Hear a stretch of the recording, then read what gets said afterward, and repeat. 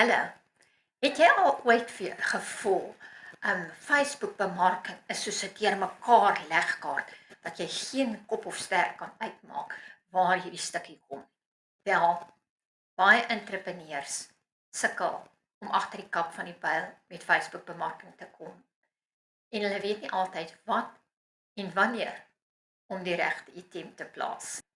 Hoe sal dit vir jou wees as jy kan sê, "Goodbye verwarring, hallo resultate."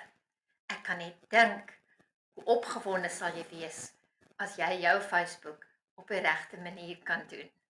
Wel, kom sluit aan by Slim Bemarking en geniet jou bemarkingsreis. Dis nie verniet dat ek sê, elke stukkie ding wat jy plaas, moet jy opgewonde daaroor wees. Dit moet jou oplig. Dit moet nie vir jou 'n las wees nie. En dan, dink aan die eindresultate. Hoe gaan jy voel as jy alles onder beheer het?